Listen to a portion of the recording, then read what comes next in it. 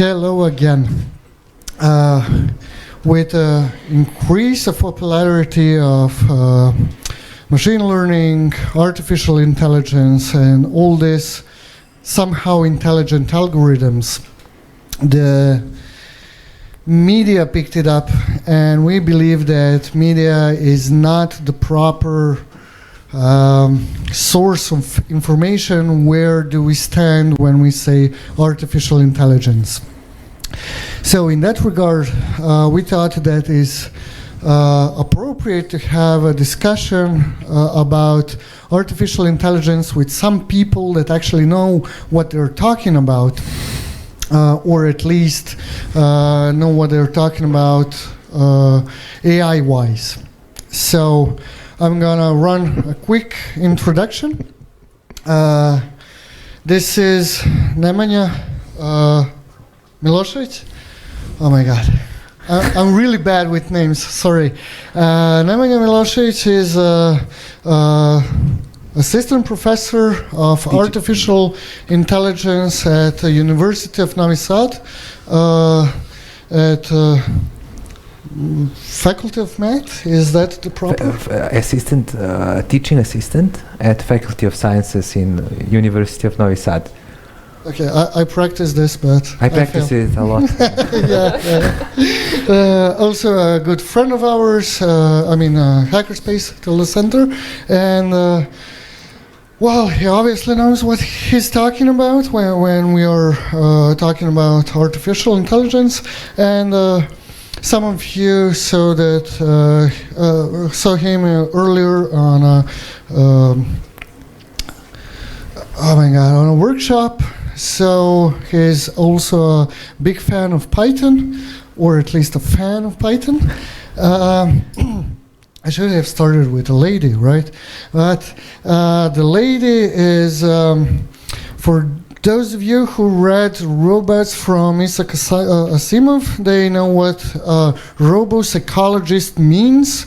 It's a really cool character in his book, and it's a female. So introducing robo-psychologist in the future, Maja Asanović. She is a pedagogue interested in anything and everything, but for the sake of this discussion, she's a novice Python programmer, obviously a good pedagogue and psychologist. And as robots or intelligence is becoming more and more intelligent, we kind of expect people to be caught off guard if they are not into psychology, and we will see what that means. Hi everybody, just one thing I wanted to say: when I married, I changed my name to Mekić, so Last but not least, my favorite professor, he taught me that whenever there's a lot of words in a title in math, that means that theory is actually really, really restricted. What is hard is say, okay, theory about math. And this professor here, Dragan Mashulović, teaches math at Math University. So he covers all of the math professionally. And as he would like to say, he's a free-thinking being, and he's thinking really, really good about the AI and the whole this movement. And I learned a lot about artificial intelligence from this source. So say hello. Hello, everybody. We're gonna start with, so this is the idea. She does have questions written down for prepared questions for our panelists, but what we would like you to do is raise your hand whenever you want to ask something, and then, well, probably I will run to you with a mic, because honestly, this is my court now, and I get to ask the questions about these professors, so I would like them not to be prepared, just like I was. But seriously, yeah, we want you all to think and to include your thoughts, so if you have anything to say, just raise your hand. This is planned for an hour, but we have 2 hours of free time in the venue. So even if we breach the 1 hour time limit, don't worry about it. Just ask. And now, Maya, hit it. Okay. So today we are confronted with 2 different views. One view of artificial intelligence is basically your average startup buzzword. So everything has to be AI-based this year, at least. So basically the idea is if you're selling to investors, you have to include artificial intelligence. It's a sexy word, and every company needs to have something AI-based. On the other hand, we have people from mass media who are always saying that robots are going to kill us and take our job. So before we begin, let's get to the basics. Let's define what are we talking about. What is intelligence, artificial intelligence, and heuristics. So let's first define the basic terms. What are we going to talk about today?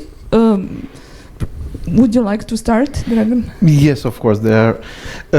Let's start with intelligence. First of all, there is no definition of intelligence whatsoever.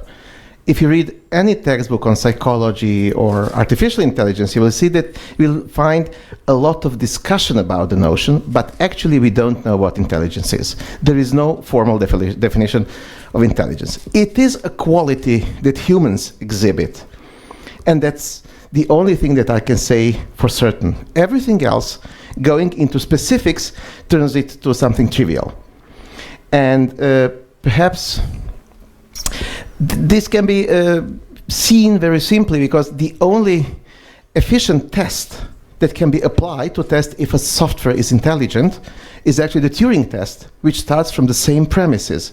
We don't know what we cannot make an explicit definition of intelligence, but we can observe intelligent behavior and recognize it. So the Turing test is exactly based on this fact. So intelligence is something that we have, we can recognize, we can evaluate, but we cannot explicate.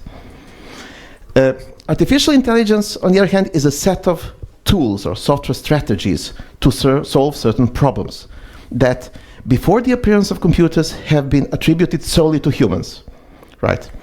And the easiest thing to define are heuristics. I believe that a heuristic is an algorithm that is actually based on human experience, where you do not have the formal proof that it's optimal, but our experience tells us that it should provide reasonable or good answers. Okay. What do you think, Nemanja, is intelligence? How would you define it if somebody asks you what is intelligence? Well, I will also say it's a human quality. I think it's very difficult to define, as Professor said. I think it's much easier to define artificial intelligence as a term which signifies that a machine can do something as well or better than humans. So that's, I think, is one definition of artificial intelligence, but it's very difficult to define the term. Okay, but I'll have to ask, why are we solely concentrating on human intelligence? There are some animals that are still considered very smart, and people are building robots that look like or behave like some animals. So why are we concentrating in this discussion only on the human-based intelligence? Well, I think we have to first measure intelligence, and we know about IQ tests and things like that, but I don't know if that's a good metric. I don't know what professor thinks about it. But whenever I see this headline, like we taught our algorithm so it's smart as a 7-year-old, whatever, I think it's just media buzzwords, things like that. So I think it's very, I even think the metric, like the IQ test, I don't think it's a very good metric for intelligence in general. So to define something, you have to measure it somehow, and it's difficult to measure. That's why I think it's difficult to define. Heuristics, I would go one step further, just to say, when someone asks me what heuristics is, I always think about, from the development side. So when you're developing an algorithm, you need to define a heuristic function, which is a function that basically tells you is the way your algorithm is going is correct or not. So that would be just something to add to what Professor said. But yeah, that's it, I think. One more question related to what you said. You said that in media you can see statements like that artificial intelligence is trained like a 7-year-old. If the artificial intelligence didn't pass the Turing test, can we actually say that it has any resemblance to an age? The Turing test is something best we have for now. The only thing we have. The only thing we have. So actually, yeah. So the best thing, yes, and the best thing, yeah. But yeah, you have to think, okay. So if an algorithm can classify animals as good as a 7-year-old, it doesn't mean that the algorithm is as intelligent as a 7-year-old. It just means that it can classify images as well as a 7-year-old. Okay, so I think this discussion is going then towards general intelligence or general artificial intelligence. So we are now focusing. I think the media issue that you mentioned is that there is some small accomplishment in AI world, and immediately everyone thinks, okay, this is it. Everything is now done. We have figured out intelligence and artificial intelligence, which is wrong, I think. Okay. Some of you probably saw a video of Boston Dynamics. They were testing their new robot, and what was problematic about it was that they were hitting it with the different clubs or stuff, or what was really interesting about the reaction of people who watched that video was, is that robot going to turn to them and hit them back? Actually, that was like a general response from the public. So what happens when artificial intelligence becomes self-aware and it actually understands that we are the ones who are hitting them? So the whole concept of us versus them. So is that possible? And when is that thing going to happen? So would you like to start? See, an artificial intelligence system is actually a software. So being self-aware means that somebody has included certain code that tests the status of certain sensors and then performs certain actions. So a robot who hits back is a machine that has been instructed to do so. Self-awareness, that's something perhaps even more intangible than intelligence, because it's an attribute, I deeply believe that it's an attribute that cannot be attributed to machines. As long as we are based on Turing machines as a computational concept, a Turing machine cannot be self-aware. It can only act in a certain way according to a particular program. So such responses from machines have to be premeditated, coded, tested, and actually enforced by human programmers. But is it possible, if the machine is actually supposed to learn something in the future, is it possible for us to train something that is going to hit us back? Of course. You can write a very simple program that can, you can very easily instruct a robot to hit back. It's not an issue. We can do it. What we are discussing here is the notion of self-awareness and free will, whether the machine can decide by its own free will to take or not to take certain action. And that makes I strongly believe that this is not something that can happen as long as we are based on computers, on actually the Turing machine model. Okay, what do you think? I think what you're saying is not the problem of self-awareness, but problem of the machine deciding what to learn. Okay, so in all machine learning algorithms and AI algorithms, you teach the algorithm something. Okay, so the moment that machine can somehow get free will and then learn what it wants, okay, but to do that it has to have free will, then maybe it can happen that, even though it's not programmed explicitly by us to hit us back, it will hit us back. But I think that's very difficult to happen as long as we are in this model that we are having now.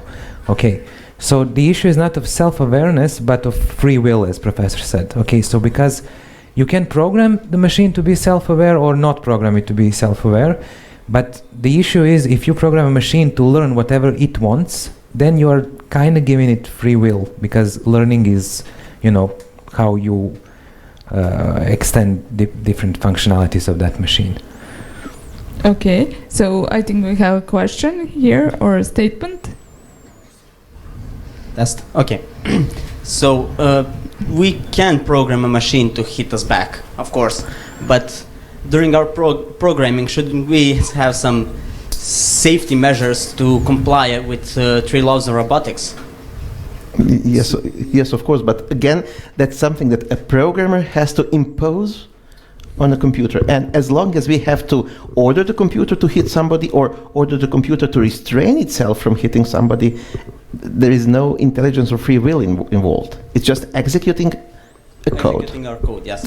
Yeah. So if we stick to the Turing machines and the currently 3 laws, probably more as intelligence grows, we would avoid the problem of machine hitting us back. Of course. Yeah. Okay, thank you. Of course. I mean, we can make intelligent tanks. Actually, the latest Russian tank, Armata, can operate on a field independently and hit the targets independently. But it doesn't mean that this tank has a free will, and then this tank will ever be subjected to the human rights courts. It is just a machine executing certain pre-programmed tasks. Yep. So we were talking about the free will, and where are we? What is the current level of AI, of general purpose AI? Where are we from the basic concept of free will? Are we on the maybe amoeba level, or is it slowly progressing towards something more intelligent? Well, I don't know about amoebas, anything, sorry. But I think we're very far from general purpose AI. If you mean like general purpose, like it can do anything, I think that's, I'm not sure if it's even possible, but definitely we are very far from it. I think the next wave, let's say, of academic research will be improving what we have already and thinking about some new algorithms and new ways of learning. There are still many areas that we didn't explore, like speech generation and what other areas. So I think that's the way we're going forward. We are only moving, even though it looks like we're moving in these huge leaps ahead. I think if you follow the research in artificial intelligence and machine learning, it's not that fast as it looks like from media, let's say. Okay, there are some advancements, but not that much towards general purpose AI. which is, I think, very difficult. If we are defining general purpose AI as an AI that can do anything without any supervision. Okay. What do you think? I will be even more strict. I strongly believe that general purpose AI is impossible. AI nowadays is actually a set of algorithms that tries to help humans do certain high-level tasks. And we are getting better and better. Actually, we are getting so good at that there is a recent study of OECD published last year in which they analyzed medium-level skill jobs to low-level skill jobs, which are actually in danger of getting replaced by current AIs. So we are getting very good at increasing the capabilities of our machines.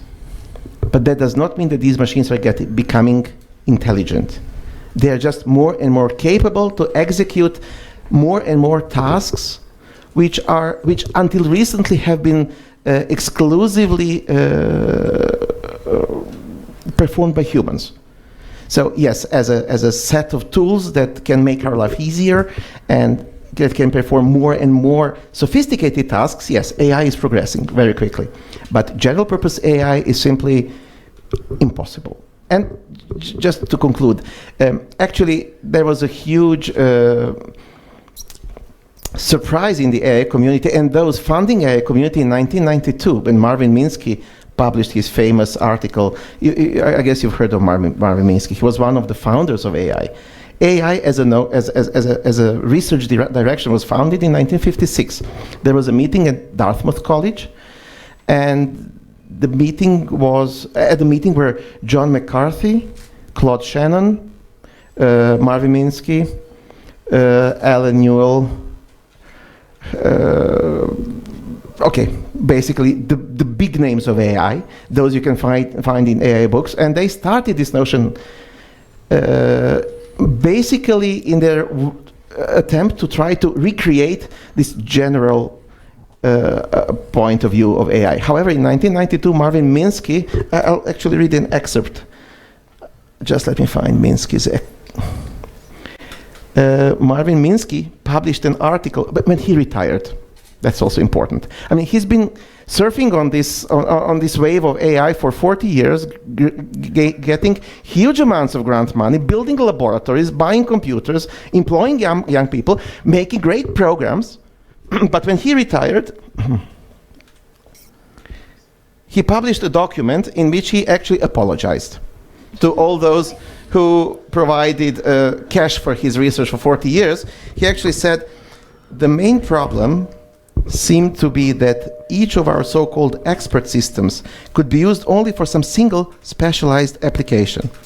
None of them showed what a person would call general intelligence.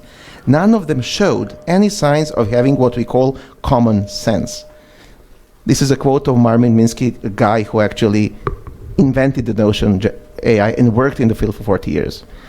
So I believe that it is a matter of common sense to simply understand that general purpose AI is just a childish dream.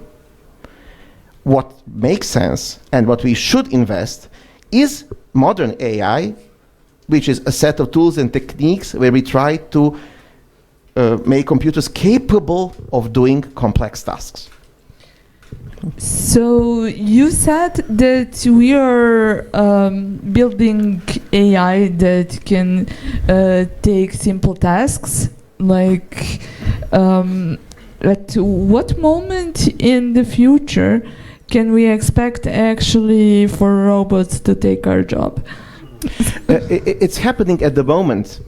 And in 2018, actually last year, OECD published an analysis of jobs. And actually, let me just read a short conclusion of this analysis. About 14% of jobs in OECD countries are highly automatable. Another 32% of jobs could face substantial change in how they are carried out. So we are talking about 45% all the jobs in Western countries which they believe are subject to change radically because of AI. We are talking about people who will simply lose their jobs because they will be replaced by computers. One of the surprising jobs that is at stake are actually, let's say, bank tellers. Bank tellers will easily be replaced by IBM Watson, can easily be replaced by IBM Watson, right? Interesting. Yeah, seriously. So these are serious analyses. You can find them online. Just Google OECD AI losing jobs or whatever, and you'll get this analysis. It's a very significant one.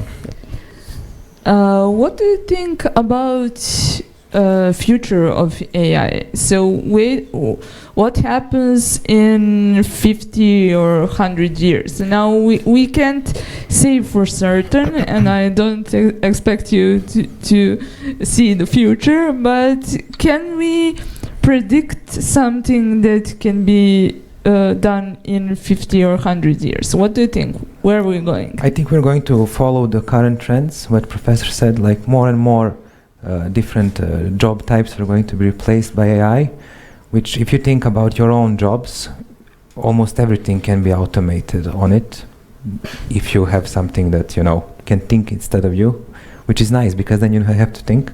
And I hope this happens sooner than later, because in this future, you know, you don't have to work, you just play video games at home, you know, you take a walk, it's nice. So you don't have to work, machines will work for us. So I think in the next 50 or 100 years or whatever, I think these algorithms that are doing these specific tasks are going to get better and better. The hardware is also getting better, so we can explore some new models, because you have to remember that all this hype about neural networks wouldn't happen if we didn't have this explosion of cheap graphics cards and cheap compute power. So I think it's just going to follow this same direction, but you know, even more advancements will be made in doing specific tasks. You can see already that self-driving cars are going to become a thing. So, you know, in a perfect world, a self-driving car means a safer way to travel. You know, you don't have to think, you know, who is driving that car that's going towards me and why. Is he going to, you know, fall asleep or something? So I think in that sense, I think to put on a bright smile, I think the world will be a better place because of AI in the next 50 or 100 years. And we will not be killed by robots. Well, I hope so. I'm still a bit skeptical. So what do you think? Are we getting a Skynet in 100 years or 50 or sooner? No, we are not getting Skynet, definitely. Skynet was supposed to get operational on 12th of July 1992. So... But as every software, it's late. Yeah, it's late for... Yes. So actually, Skynet is passé. I don't believe that we will ever see the future where computers are, you know, walking the streets as free-thinking, free-will beings, and try to somehow, you know, fight with humans over resources. Of course not. However, the future, I believe, is not going to be very bright, simply because many people will be left with no jobs. So, unless you have some specific skill, or unless you're highly trained to do your job, you will be easily replaced by a computer. And that's the future I'm afraid we are facing. One of the indicators of that is that you can hear more and more loudly in recent years, the discussion is opening about a social security system called universal basic income. So governments are already realizing that there will be a huge amount of jobs that will be taken over by computers, and then you will end up with a lot of low-skilled people who won't be able to get a new job. The way to handle that is to simply give them money for free. So UBI, Universal Basic Income, is a social security system where every adult citizen will get a certain amount of money regardless of what he or she does. So enough to provide for housing and basic food, in hope that those who lose their jobs will find this comforting. Well, that's not bad. That's very bad. I'm sorry, but that's very bad. So it simply means, this also, for me, it looks a bit like this Orwellian future when governments are ready to sacrifice a portion of its population, 30% of its population, in the sense we don't need your skills. And since you're incapable to find a niche where your skills are unique, you will just be left to live your days until you pass away. That's a very disturbing image, and somehow I'm not happy with it. It's even worse than seeing computers, robots running down the streets and fighting with humans for electricity or resources. Okay, so we have 1 or 2 questions, 3 questions. Great. Are they all mine? There's a person behind you, so no. So you were talking about specialized AI that does tons of jobs. Isn't general AI collection of specialized ones? And if yes, well, doesn't that contradict your statement? If no, how not? Okay, no. And now, how not? You see, what makes us qualitatively different from computers are certain qualities which are indefinable, but we can sense them, like intelligence, creativity, fallibility. The possibility to make a mistake. That's a unique human. That's unique for us humans. Errare humanum est. It's human to err. Therefore, this is what makes us different from computers, and this is something we will never be able to achieve. Creativity, ingenuity, insight. There was an attempt in 1960s, let's say, to write a program that will be able to solve elementary school mathematics problems. It was called GPS. That's before the GPS era. GPS at that time meant general purpose solver. And Newman was one of the authors. And actually it failed. And this project stopped and was never continued. Simply, we are unable to provide a level of ingenuity that is necessary to solve elementary mathematical problems. So there is a competition, worldwide known competition called Kangaroo. It's popular even in Serbia. We call it Kangur. And these are very elementary mathematical problems. You don't need mathematical skills to solve the problems. You just need the creativity and this, insight. That's what computers will never be able to do. And that's what makes us different from our machines, which I deeply respect and use on a daily basis, and try to contribute to this society and community. But somehow, there are certain things that we have to be aware of. General purpose AI is simply impossible. We will never be able to emulate certain qualities that are typically human. I would just like to add to your to the answer. You said, if you have all these different AIs and then you combine them somehow, but that's based on a hypothesis that you can make all those AIs that can replace all the jobs. Maybe there are some jobs certainly there are some jobs like programming that you cannot replace by AI today. I work with some programming. Not Okay. all programming. Next question. Okay, so I might be going off topic here a bit, but I just couldn't resist to ask about the universal basic income. Why do you consider it such a bad thing? Because that might leave more space for people to go into arts and turn to a different side to do things that computers cannot do, as you answered to the previous question. Well, I admire your faith in humans. That's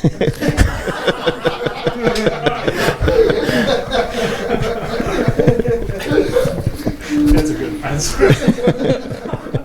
But no, really, because it's usually not, if you look at it short term, people that just go towards the easiest thing and just remain consumers of the entertainment, let's say it like that. But at some point, because we have a lot of we basically have an explosion of it on the internet currently, because now a lot of peoples are also generating content on on daily basis. So it's not that it's that dark. That's why I'm asking, because I got the vibe that you have this really, really dark vision of it. See, that was the original. So the original motivation to introduce UBI is precisely to reduce costs of other ways of social security, of other social security mechanisms, and giving people more free time to try to explore their capability. And I believe that some portion of those guys will actually use UBI for those purposes. However, I fear that most of people under UBI will simply reduce to remote button pushers. And that I fear that, yeah, really. Thank you. Okay, we have more questions. Can you? So I have, well, it's a bit of question and a bit like of opinion. There is a project funded among others. Amazon was one of the biggest founder of the project. They analyzed world literature using the AI and data mining and everything. And there is a quite thing, because they want to find out what makes the good novel, what makes the good poem, and the basic problem is that we humans haven't totally achieved and wrapped around our free will, purpose, meaning of life, meaning of our own existence, because we are always seeking that. And also the biggest stuff is love and accepting false as a true, accepting errors as a beauty, like disturbances as a beauty, accepting not so good roads that will lead to something new. So in general, I don't think that the machines in any way will be able to be programmed by the folks that haven't figured it out themselves. Exactly. So that's the mainly problem in creating free will and opinion of life of folks that haven't figured it out for themselves for thousands of years. So that's the main problem in this. So there is no orchestrator, main intelligent, that will pick in one moment handyman, in another moment father, in another moment worker, that will pick subroutines. So I don't think that there will be ever general purpose AI in a sense. So that's just one opinion, and all AI we are building is modeled upon us. So I completely agree with you. So we don't know it. So how could something that we are making know it? And the question is, what are the jobs that you think 100% that will stay human? Mm-hmm. Anything that involves creativity or insight, teaching. So all creative jobs, problem solving, anything involving problem solving, these are typically human activities. Teaching. It's very hard to learn from an online resource. It's much easier to learn from a human. And we will never be able to program robots to behave as human teachers. You can have an android pretending to be a human, but it's always going to be a mannequin that is somehow executing scripts. A human teacher, see, teaching has been around for literally the beginning of time, tens of thousands of years, and we've gone through all shapes of societies, but teaching has always remained a personal activity, a person talking to other person. And what distinguishes a good teacher from a bad teacher, let's say one easy thing to identify are emotions. An emotional teacher without emotions is a bad teacher. So it's an emotional business. Whenever something involves emotions, that's a typically human job. And you can find, the list is large. It doesn't mean that the entire humanity will be reduced to UBI pilots. Receivers. Would you go in a plane that has no pilots?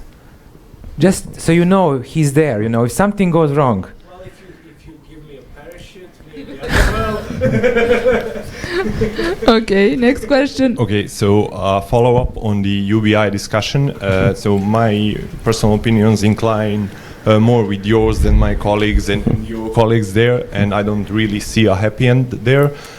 What I wanted to ask is that in today's world, you know, big and mega corporations have more and more larger influence in the big decision making and influence. What I see happening in the future is them influencing countries and some bigger decisions there. And what I wanted to ask is what happens when they decide that the number of people supported by UBI is enough and they would limit it there, and if that happens?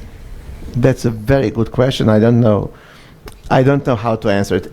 All the plans I've seen or I've read at the moment are inclusive, in the sense every human being is entitled to, every adult is entitled to a universal basic I think income. the problem is that not everyone loses their jobs. If like everyone loses their jobs, of course, that would be then that would be perfect, because then no one works, you know, machines work for us and we're all happy. But problem is there is this part of population who lose their jobs and the other who doesn't, and you see this difference, and that's the issue, I think. What's the difference in the Please take the microphone. If socially, it's happening right now. Some Yes, but people if don't have jobs, but what I think is that if answer to his question, what job will be remained while AI maintenance? okay, Marco had a question. In the in the late 70s or early 80s, I don't really know, when in Yugoslavia was considered to get the computer programming in schools. Our politicians were strongly opposing it, saying that while we have the personnel, while the time passes that we have personnel to teach computer programming, the computers will be programming themselves. So my question is, how far are we from that? Infinitely far. Computers will never be able to program themselves. Okay, thanks. That's a creative job, and that's one of the things that computers, based on the Turing machine model, are incapable of. Okay, thanks. So we are all AI mechanics. So we all here are doomed to be AI mechanics.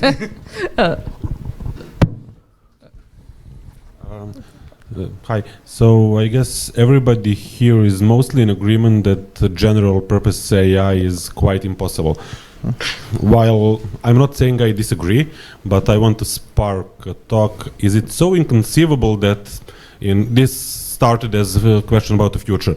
Is it so inconceivable that in the future we will go beyond the Turing model and use quantum computers, or we don't have to assume that we have to figure out everything in order to make AI that knows all of that? Like we have to figure out which poem is beautiful in order to AI to be able to figure out the same thing. I mean, we evolved.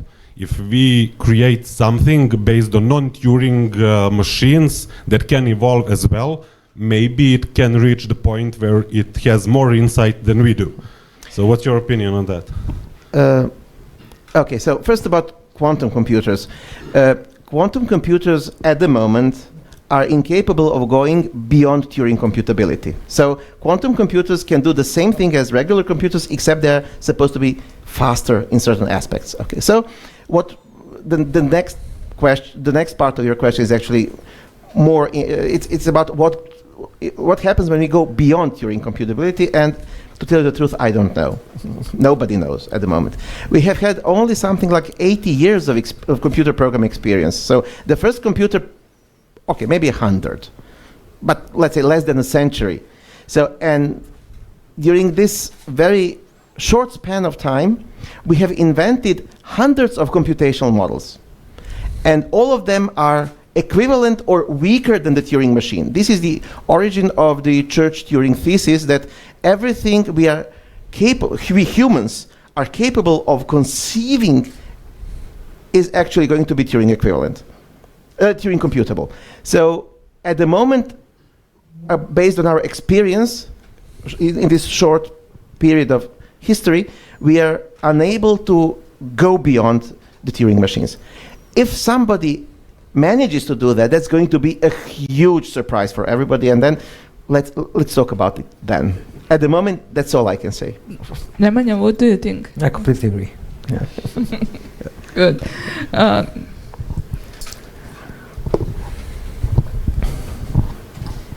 Hello again.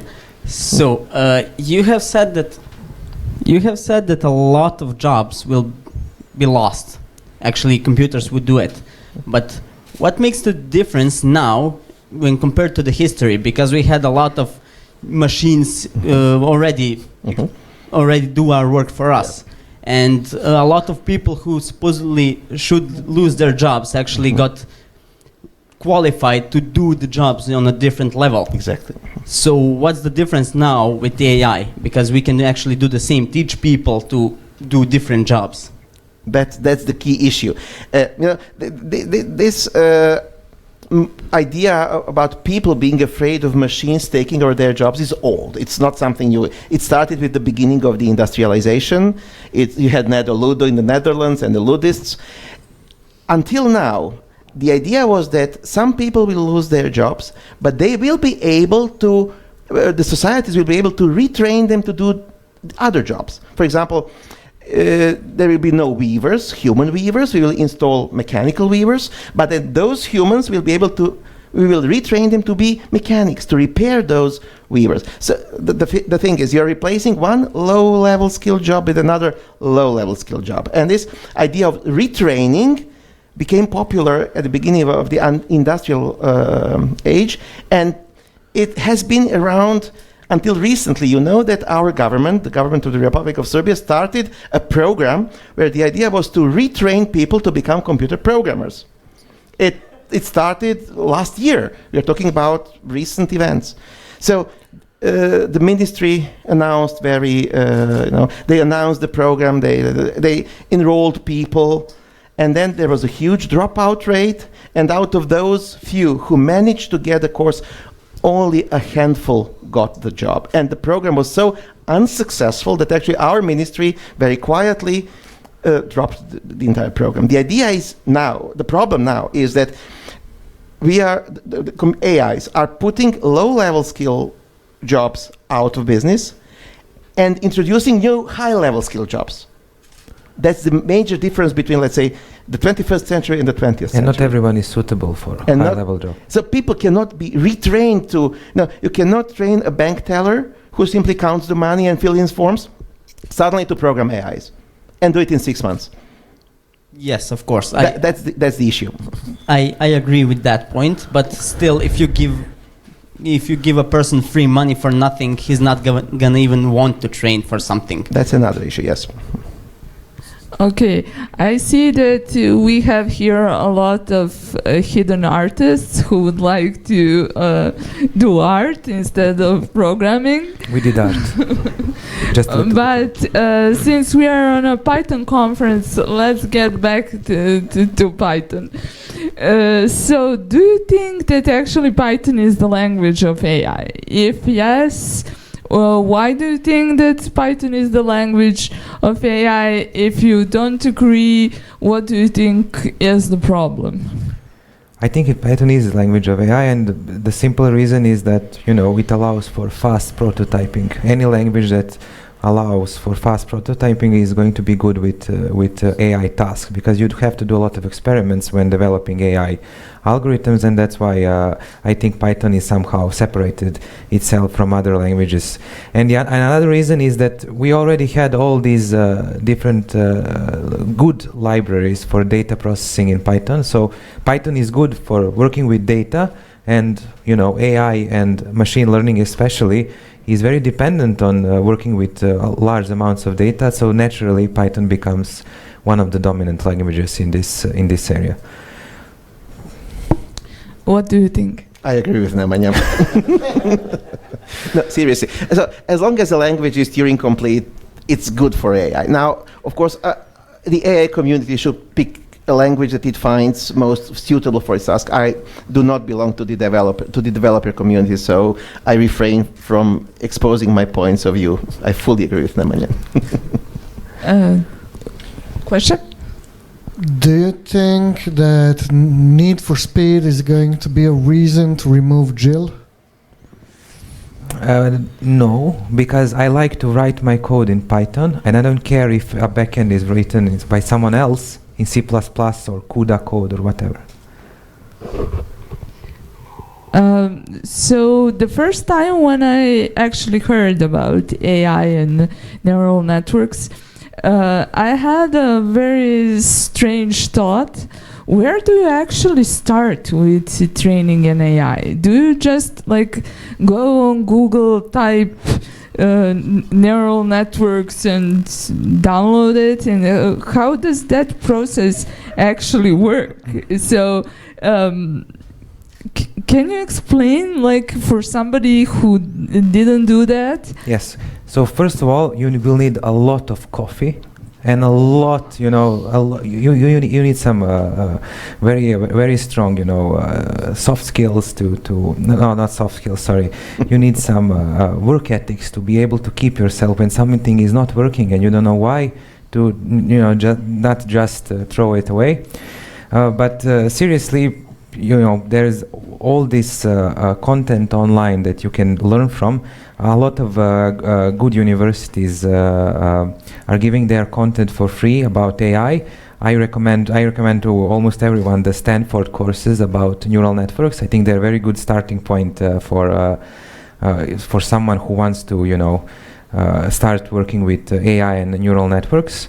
So I think you have to have some, obviously, programming experience, quite some experience, and you have to have some background in math, but these things it's not impossible to learn them even if you're not still in school or university or whatever. It's not that difficult to if you really want to work with it. Well, I saw a lot of courses, and some are machine learning and some are AI. So machine learning is just a subset of AI. Okay, AI is general artificial intelligence algorithms, things like that. Machine learning is basically a subset of those algorithms that is data driven. Okay, so you don't want to program your algorithms, you want them to be learned somehow from the data. So from some data patterns you want to extract some information which will then make your algorithm smart. So that's the difference. Okay, AI is if a software tells you that you forgot to fill in something, that is already AI in my opinion. Okay, so I'm filling up a huge form and I don't see all the fields at the same time and I forget something which is important, and if a software tells me you forgot this, then thank you, so that's already AI. But machine learning is something completely different. Machine learning is taking these huge amounts of data and trying to make some algorithm work, the inner relations in that data. Okay, would you like to add a good starting point for somebody? As a teacher, it is my ethical obligation to say that a good starting point is enrolling into a good computer science course at some reasonable university. So I believe that, what one needs first is the understanding of foundations of computer science, starting from elementary programming skills and then building slowly onwards. I don't believe that jumping directly into AI research without reasonable foundations provided by any reasonable university is a wise thing to do. Because, as Nemanja said, AI is about complex algorithms, managing data, so you have to be aware of efficient data structures, efficient algorithms to manipulate data structures, and the easiest way for anyone to get those basic skills is to enroll into a university course. I agree. So we mentioned at one moment cars that are run by AI. So Uh, there is a very interesting problem in ethics, and everybody who had ethics in school probably heard of it. It's called the trolley problems. So basically, the driver needs to decide, are they going to run over one person or hit a large number of persons? So without getting into definitely into the trolley problem and ethics discussion, my actual question is, with increased number of AI in cars, so somebody needs to make a decision for that program that's run in the car. So do you think that ethics is important? And since it's not actually studied in our technical universities, should it be part of our courses for programmers? At our faculty, it is actually. I had ethics, so that makes me a very good AI developer. But to answer your question, you have to understand that if all cars have AI in them, or you will never be in a situation that you're going to hit anybody, or if everything is controllable by AIs, then it's very difficult to imagine a situation where you can, obviously someone can run in the road in front of you, okay, but if we program our AIs to go so that they can stop almost immediately, you're not going to be able to hit someone. And another thing is, we program our self-driving cars to drive like us. So your question is actually, the trolley problem is, what would a person do? Because the self-driving car will do exactly the same as it thinks that you will do.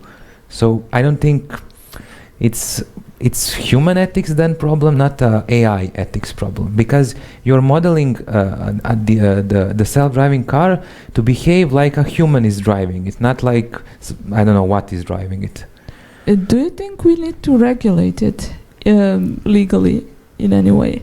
How do you mean regulate it? Regulate it as a country, like in the laws? To allow self-driving cars, or to have some general ethics in our laws? I'm not sure. I don't think that's on to me to answer as a ethic taught AI developer. What do you think about ethics and self-driving cars? I believe that we, as a society, have experienced similar situations. For example, medical doctors in extreme situations have to deal with precisely those issues. For example, it's imagine a war, and then there is some mobile army surgery hospital, and wounded soldiers are being brought in immediately. The first thing a medical doctor do is a triage. It's a horrible thing for a human being to be forced to do, but that's the first thing to do. All the wounded soldiers are triaged and separated into groups. No help for them, just let them die. We can help those, we'll fix those. So we, as a society, have experience with that. Let's go with medical doctors and ask them how they are trained to do it. I don't know. So I agree with Nemanja that it is an important ethical issue, but I believe that every society has certain ethical standards built into their constitutions and laws, and those ethical standards apply universally. And even then, of course, it's not contradictory to ethical standards to be able to make hard decisions, and we have professionals who are trained to do it. So let's get to them and ask them. Okay. Questions? So I have a question. I don't know, I don't have a proof that it was a real experiment, but maybe it was just a buzz in the newspaper, like all other stuff regarding the AI. But I think that the situation is possible. So, like, there is a car that's self-driven, totally by AI, and it has two possible collision courses. One with a school bus full of kids, another with the wall. if it accepts that it will collide with the school bus, there is a possibility for car and the driver to survive. But there are major casualties with kids. And if it decides to go towards the wall, it's definitely a death situation to the driver.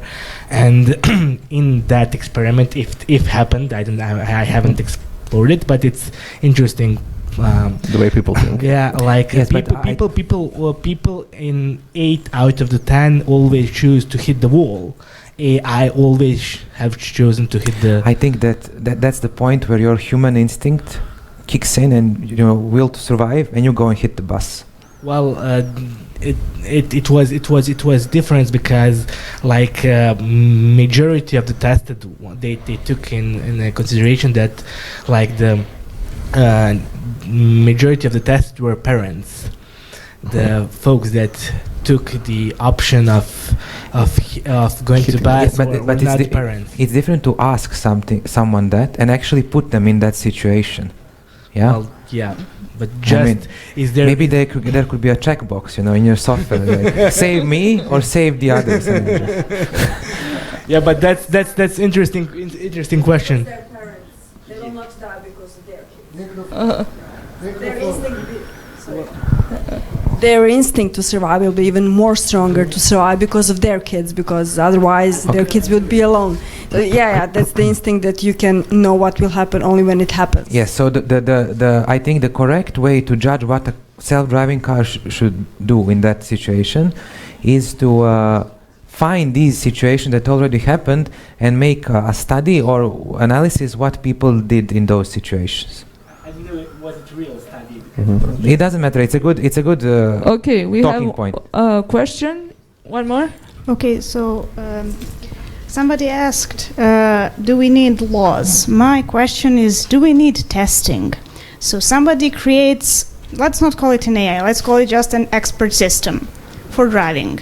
Who licenses that system? Who says, okay, this system is now cool and we trust it to be used to transport humans? Who tests the brakes on your car? Exactly. We have each year, person has to go and check everything and see that it works. So you're saying that something like that would need to be added to the procedure? Yes, just like every other system you're using that is critical, like brakes. Then, if I write my own expert system and install it, basically, if I build my own car, would I be able to take it to road? Okay, that's a very good question. Would I believe a self-driving car that someone fixes themselves? It's a very difficult and good question. Maybe I can help. If I built my own car, mechanical car, I would have to go through the licensing procedure, right? I won't be able to drive it on the road. And the licensing procedure implies... Well, you would be able to drive it on the road. No, of course not. The police would stop me immediately. Until the police stops you, you're completely able to drive it on the road. Well, then we are discussing, rogue behavior. Then you can say, what if I go to the kitchen, grab a knife, and just go out and start, waving with the knife? So we have to agree first, are we going to follow certain procedures or not? So you're saying government should invest in knowing expert systems? Of course. Actually, governments should appoint companies, independent bodies, whose job is to provide tests for all the systems that are in daily use. That's a standard behavior. We'll just add another licensing body. Okay. And another question. So you mentioned medical triage. Mm-hmm. If we imagine that as an expert system, how far do you think humans will trust it? You see, an expert system is a system which incorporates human experience. So it's a system that does not make decisions based on algorithms, but based on human experience turned into an appropriate So through heuristics, through a large number of, through huge amounts of data, through huge number of experiments, it knows whether this human should die or not. So my question is... No, it doesn't know. It doesn't make the decision. Expert systems always make You're saying you need an expert. You need an expert to read the data from the expert system and then to implement it. Okay. And potentially this expert system that you're mentioning could be miles better than a human in the same situation. Okay, so then you're saying that basically self-driving cars and an expert system needs a driver. Of course. So it will never be. No, it doesn't need the driver. It needs human experience encoded into the software. Yeah. Okay, so I miss. Do you form of an expert? Is that someone who reads out, who interprets the outputs, or someone who programs the system? Both. So you do need basically a driver as someone who interprets. Well, at the moment we do have semi-autonomous, let's say, trucks already operational in the United States. Those semi-autonomous trucks operate like they have a driver, except that the human driver can relax from time to time. An autonomous truck can actually drive for itself, and then if it senses a delicate situation, its job is to wake up the driver and let it operate the truck as a human being.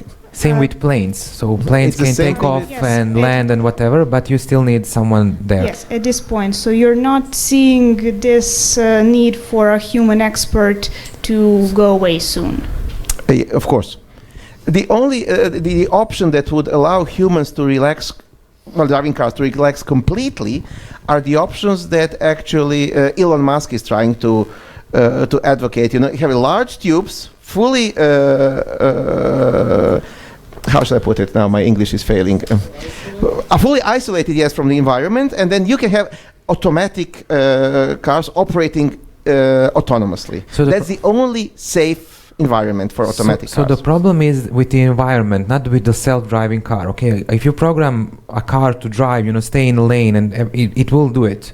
But the problem is what can happen to around it. That's the problem. So if you isolate it, then of course you can sleep while it's going.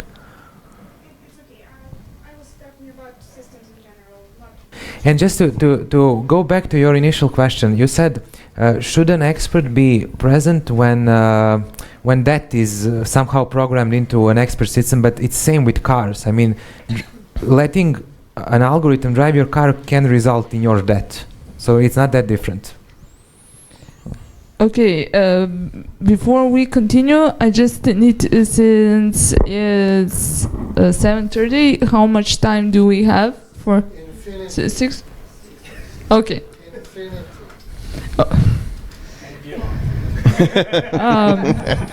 Then, would you like to continue? Okay. I have one question, since you already mentioned several things, like let's call it expert systems. There are certain researches and certain products and plans for something to be used, like self-driving cars. I'm not into that and I'm not following it, but can you count some projects that are at the moment very present at the market? So we have self-driving cars. What is actually present?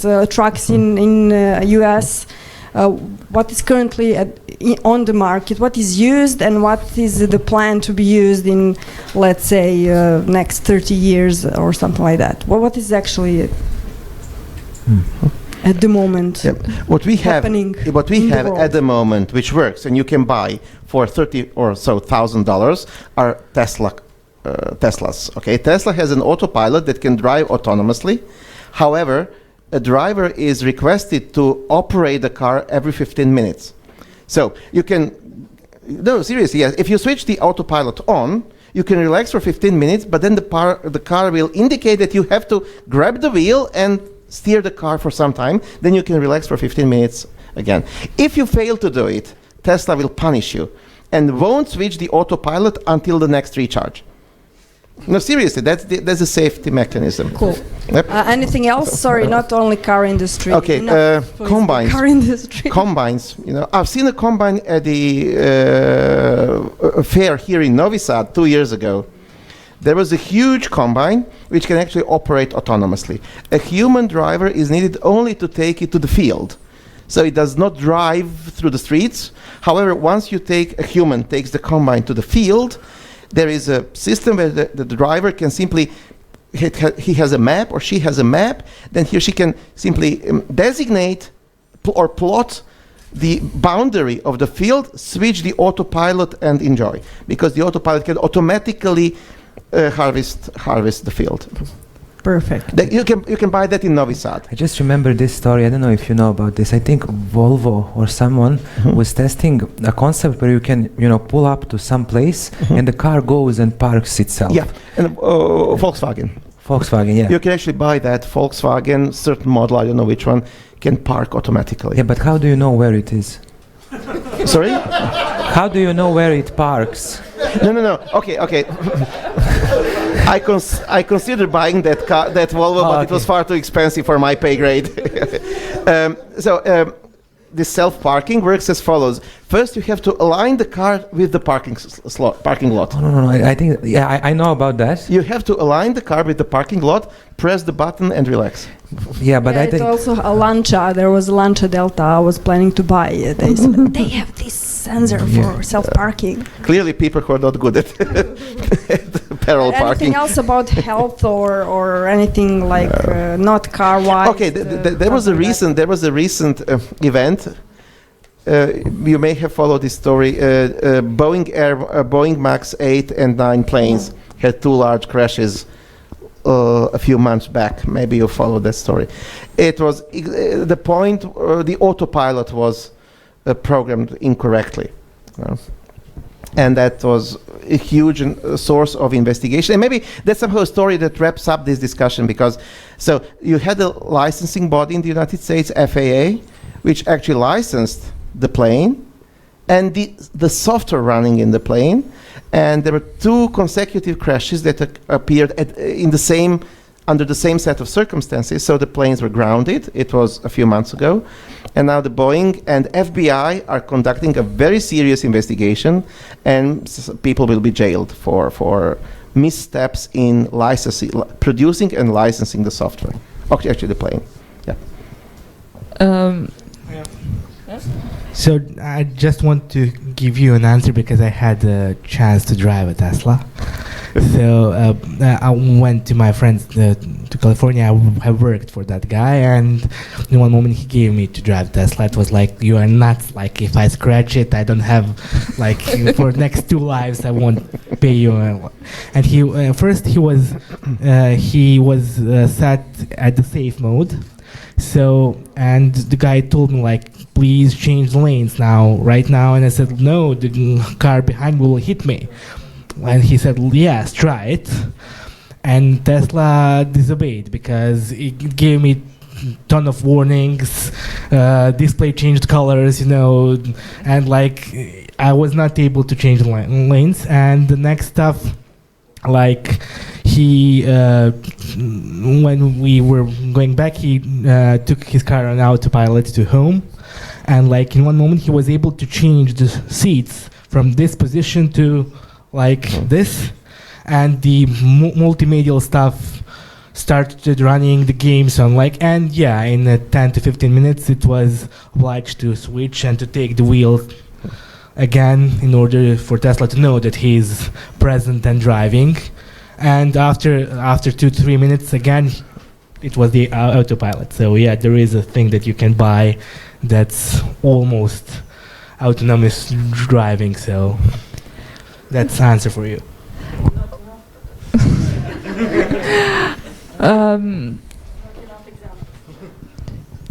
We know that there are a lot of security concerns, not just with self-driving cars, but generally with artificial intelligence.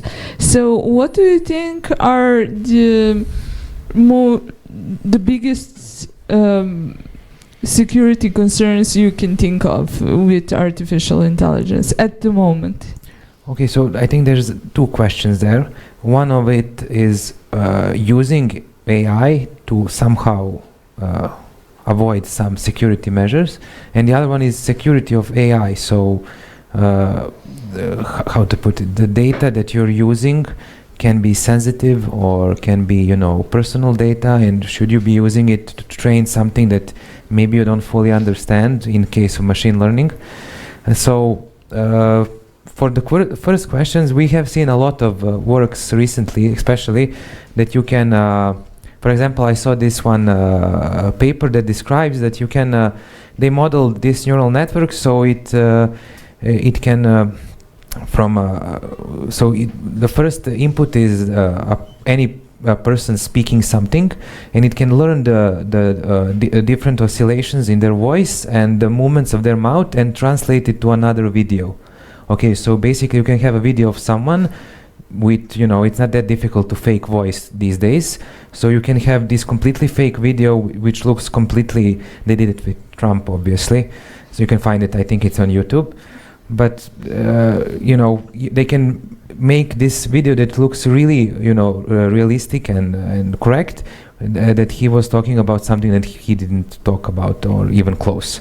It was something funny, not something politically incorrect. So there is we are at a stage where AI can be used for, let's say, bad things, but it's, I think, true for many other things. I don't think it's specifically an AI problem. I mean, you can use software in completely wrong ways to make harm to someone, not just AI software. The second part with security of AI, that's really, it's a difficult question about that. So the data that you're using for training, for example, a neural network, somehow remains in that neural networks. And there are some academic papers where you can see that this data can be extracted from these model weights. So that's another thing that you have to consider if your model is somehow, if you are giving someone to use your machine learning model, you're maybe involuntarily giving them some sensitive data which is related to security. So, yeah. What do you think are the biggest concerns with AI? Well, AI is a tool, and just like any other tool, the security issues are related not to the tool, but the way we as humans use the tool. I don't believe that AI can inadvertently just decide to hack someone. It's a human being using his knowledge and a powerful tool to achieve something. So what Nemanja was discussing, is an issue. So with complex software systems, it's becoming more and more complicated to actually prove correctness or a certain correctness. That's why I really believe that the future of complex software is in a symbiosis, a human and an AI working together on a problem. Computers in general are great at collecting things, quickly processing data, and so everything that humans are bad at. On the other hand, humans are great at intuition, creative, everything computers are bad at. So let's put the two things together and live happily in symbiosis. And then all the issues that we are discussing actually remain in the realm of humans, the way you use your tools. I heard about a case, it was, I don't know the name of the company, but it's a bigger company, that used AI to sort CVs that they got. So they were, some of the people who sent the CV thought that the AI was biased, that it chose that it actually chose people by a certain criteria. So what do you think of, if we train AI to be biased? Of course it can be, but what do we need to think about to stop that kind of problem?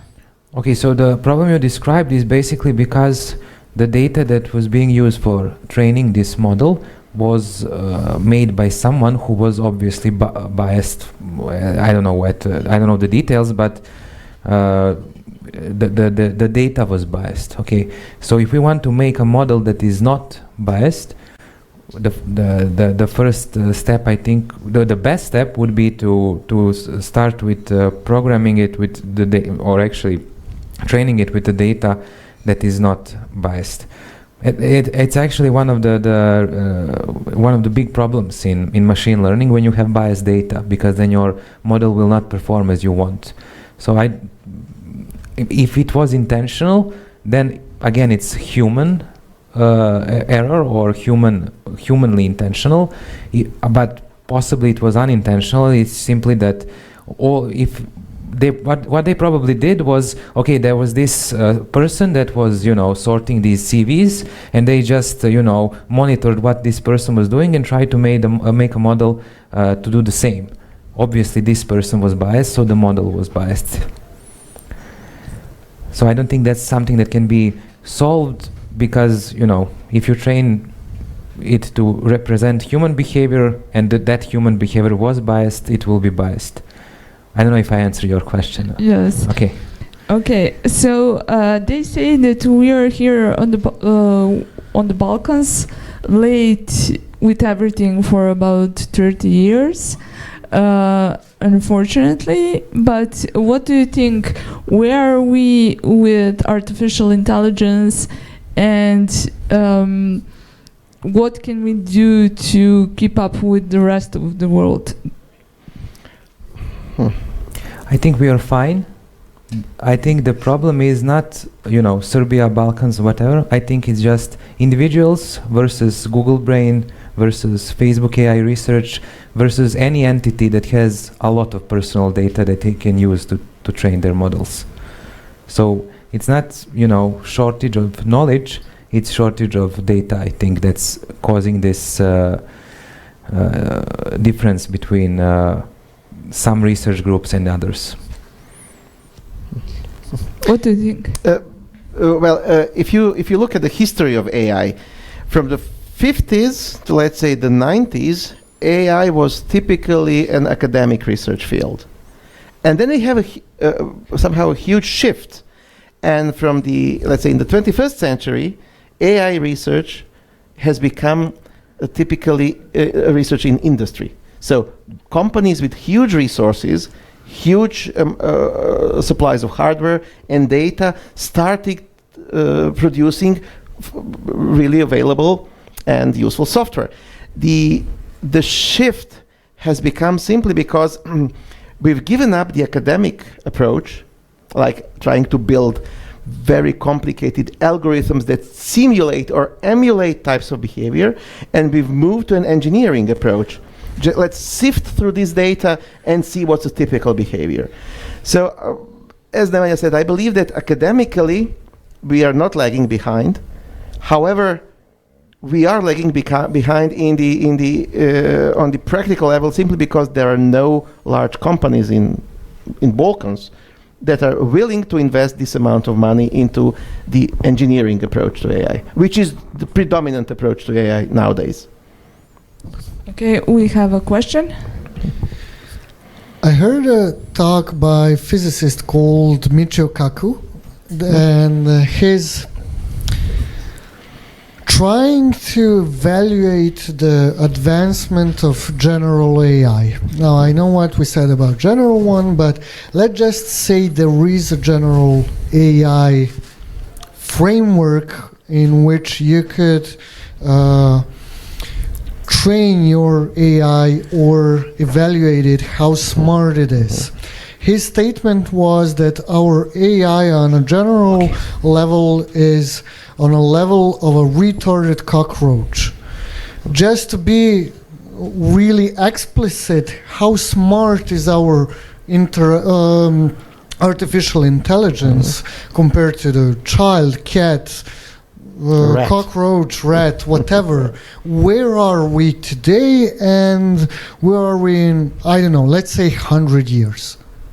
Well, I would never compare our AIs to any biological thing, because we are talking about, I believe that we are talking about incomparable entities and incomparable evolution processes.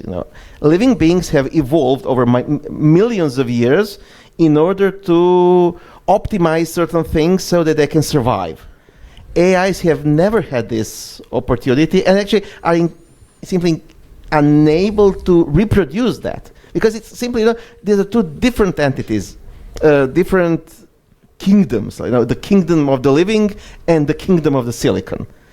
So it's, you should never compare insects to mammals, because there are two different kingdoms. Within this kingdom, we can compare insects, Okay, let me be more explicit. Okay. At the start, we said we want to debunk some of the media sources or media that are feeding us the info. One of the info is how intelligent is the intelligence. So in that particular view, how would you say how intelligent it is? I know that educated people know when you say they are not comparable what you mean, but I think the most of the population won't get that. Okay, yeah.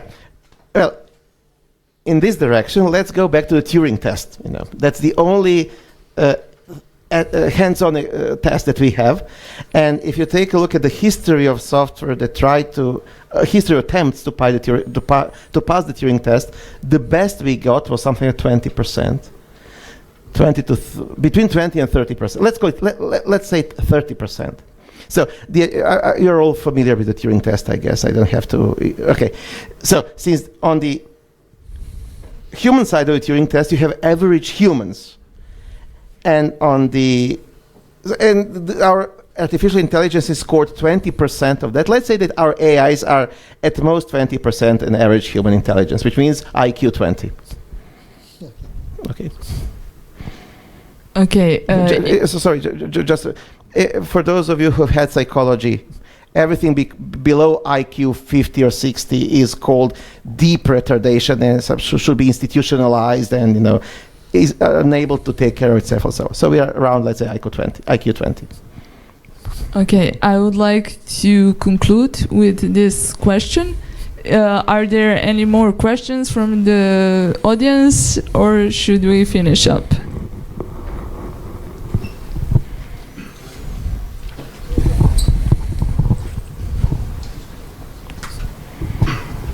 Okay, so I'm not really sure this is going to make sense. I was reluctant to ask because I do not understand enough about machine learning to understand, and also it connects to the biology and psychology, the connection. Do you believe, for all the software developers, it's a concept like the C compiler is written in C. Do you believe it could be possible to use machine learning to analyze our behavior, not behavior as in psychology, the way our mind works, the synapses, the neurons, to develop itself in a way or sense? So it's of course that also ties to the technology of medical, on how the sensors that actually can detect in order to provide a visible space for the machine learning. I mean the sensors to inputs. So yeah, if that makes sense. Okay, so it's funny if you think about it, but it's already happening. So if you're programming a neural network, that is true, but our interface to the machine learning at this moment is our hands. Brain, but we type the code to do the step. So if we write the code to make the machine learn from us, we attach it to our heads. There are quite a lot of people around here, so you can actually put sensors, heads, whatever, on all the world, whatever, to help us understand how we think, how we interact, how we solve problems, or maybe to take it a step lower, let's say analyze how do we approach a simple problem. What happens to our brains for any, let's say, huge amount of people on this planet does the same, like the data that comes from them, from the same problem and their process of thinking, and how the sensors detect the neural interactions in our brain to understand and see the pattern, or could we use it as an extension of ourselves to understand the meaning of our behavior, the life or maybe is that biomechanical barrier cannot be breached. Okay, so there was an interesting, I think it was a paper that we already know how to connect an artificial neural network to a biological neural network. So I think it was a rat brain, I don't know. So there were some probes and it was connected somehow. So a signal propagating from an artificial neural network was going over and something was happening. What you're talking about is, wearing this kind of, I don't know, sensor suit or something for your entire life and, collecting all this data and, then teaching a neural network to behave the same as you. But you have to understand, like in your brain, there are billions of neurons, and we don't know how to connect them. Or get their state. Or get their individual yes, state. You have thousands and thousands or millions of sensors on your body, and you have to capture that all for, I don't know, 80, 90, 100 years, so one lifespan. So in theory, I think it would be maybe possible, but we are not there technologically. Thank you. Would you like to add something? Well, the problem is that if you try to debug our thinking, I mean, people have been trying to do that for thousands of years, and we are unable to do it. Simply, we cannot formalize our mental processes. We don't know how we solve mathematical problems, elementary school mathematical problems. We cannot reproduce this type of behavior. Can we use machine learning to help us identify that? I strongly believe, but this is my personal belief, that it's not possible. There is an extra quality involved. When I try to solve mathematical problems, I do not go through an algorithmic process. And actually, there is an article from the 19th century.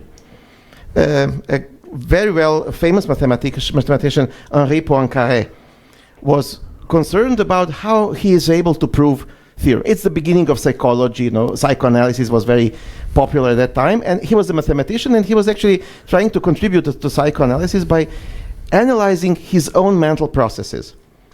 He was a very good mathematician. I mean, our students learn his theorems. So he actually spent several years observing his own behavior while he is working on mathematical problems. And he actually identified 4 phases. I will give you all the 4 so just to see what was the tricky part. So the first phase is accumulation. You start solving a problem, you accumulate. You read everything that's available to accumulate some knowledge. Then the second phase is, accumulation. You accumulate knowledge. Then comes frustration, because you try to solve the problem and you're not able to do it. And then comes distraction.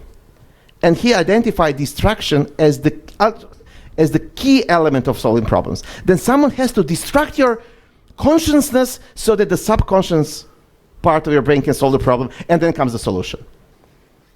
So this is Henri Poincaré. You can find it online. It's available online as a text. It was a text published in some psychological So it's the journal. same like when you're trying to fall asleep and then you think, I know why my build was failing, So, and the key issue is distraction. So he, in this paper, he lists several situations when he was working on really complicated, serious, deep mathematical problems, where the solution came the moment he was distracted. So the moment his consciousness left the problem alone, the subconscious part did something, and the problem was solved. And the solution just popped into his consciousness. Then he wrote down the solution and wrote a paper and published it, blah, blah, blah. But the key problem to solving the key phase in solving problems is the part when your consciousness was not engaged into solving problems. That's interesting. Henri Poincaré. Yep. Okay, so I think we can discuss this thing for like the whole night, but we would like to finish up, and I would like to thank you all for attending this discussion, and we hope to see you all next year.